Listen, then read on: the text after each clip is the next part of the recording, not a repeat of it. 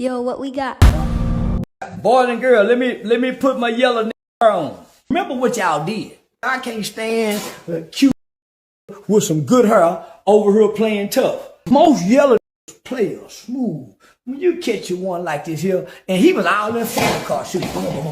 He chased the car down. Where they killed Julio, shouldn't nobody be crying. See this guy, Sean Gathright? He was crying in court after getting sentenced to life in prison for the murder of Jacksonville rapper Julio. In the next minute, a GoFundMe page suddenly appeared, asking the public for money. We, the jury, unanimously find the state proved beyond a reasonable doubt that Sean Gathright committed the homicide in a cold, calculated, and premeditated manner without any pretense of moral or legal justification. Yes, we, the jury, unanimously find the state proved beyond a reasonable doubt that Sean Gathright created a great risk of death to many persons. Yes.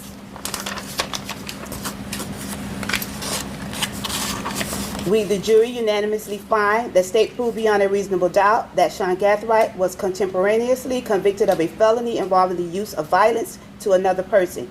Yes. We, the jury, have unanimously found the state proved one or more aggravating factors. Each of us has considered whether one or more of the mitigating circumstances exist.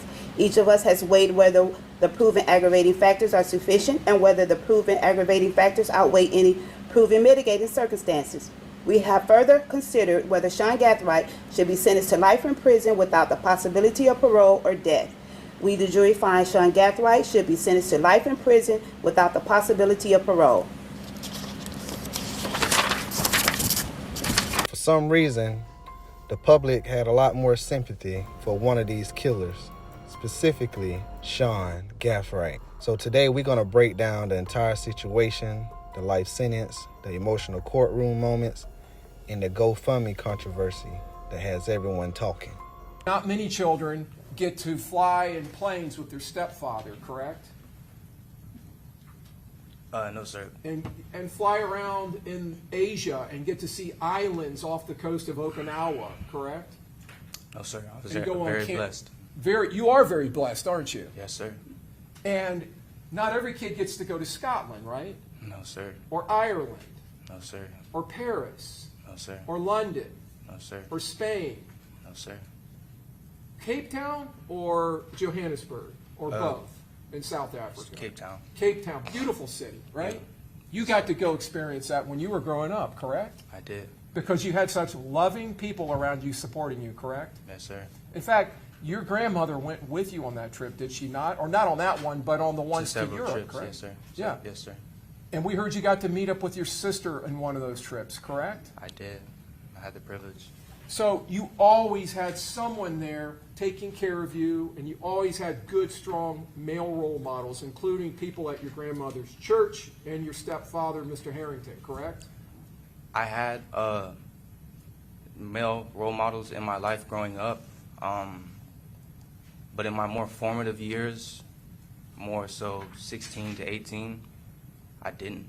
I did not have a relationship with my father, and the male role models that came and testified, they were present but not intimately as whenever I was younger, maybe middle school years. But when I turned around 16 to 18, it was the females that actually had that caregiving and, you know, nurturing relationship with me.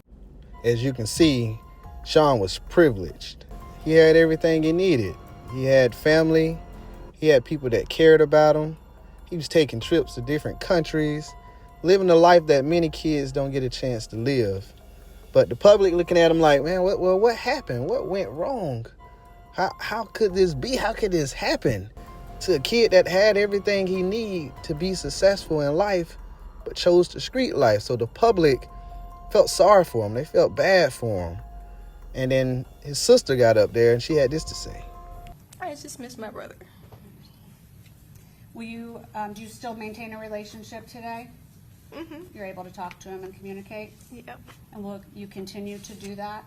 Of course. And hopefully in whatever way possible, could he still be involved in your kids' lives and be an uncle? Of course. May I have a moment? Yes. I'll pass the witness. Okay. questions? Yes, Your Honor. Once again, the public see him crying and he's hurt. They like, poor kid. He didn't know any better. He had his whole life ahead of him. You know, I feel so sorry for him. Some people was wondering how they could help, and that's when the controversy started. What's up, everybody? It's Sean. I'm just reaching out to y'all, just to give y'all a quick update about my situation. Right now, they got me in confinement. It's just a protocol thing after Friday, but I should be out of here soon. I've heard that, a lot of y'all have been reaching out to my Instagram page at the official Sean G. This is my real page. This is the page that I will be, communicating to the outside world from, through my management team and stuff like that.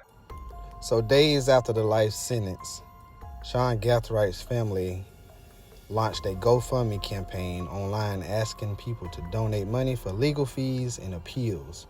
The GoFundMe reportedly claimed Sean deserved another chance because he was young and had his whole life ahead of him. Now that's when people started really getting upset because they felt like, wait a minute, this is starting to feel like a scam. You trying to just look out for him and you're not really caring about Fulio and his family.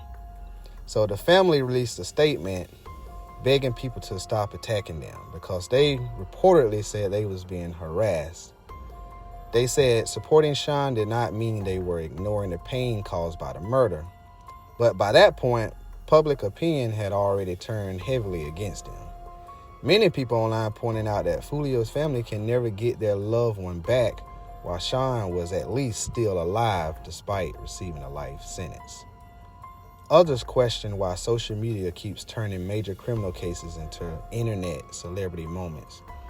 Because think about it, a man gets sentenced to spend the rest of his life behind bars, and within days there's an Instagram page, jail calls going viral, donation campaigns, fan pages, and people debating whether he deserves support. That's the part that really shocked people. Eventually, reports confirmed the GoFundMe page was removed. And once that happened, social media started calling the entire situation a failed scam attempt and one of the fastest internet backfires of the year. Now, to be clear, Sean's family has denied wrongdoing and said they were simply trying to raise money for legal help and support during the appeals process. But online critics weren't trying to hear none of that. Years ago, somebody getting a life sentence, they would disappear out of the spotlight completely. But not now. Things are different now. People are building social media pages and making a whole platform once they get sentenced to prison. Things are different now. Do y'all think Sean Gathright's family had the right to ask for donations for appeals and legal fees? Do y'all think it was genuine? Or do y'all really think they were scamming people? That's it for the video. If you want to see more videos like this, please like, comment, subscribe. And as always, stay tuned, stay solid. I'm out.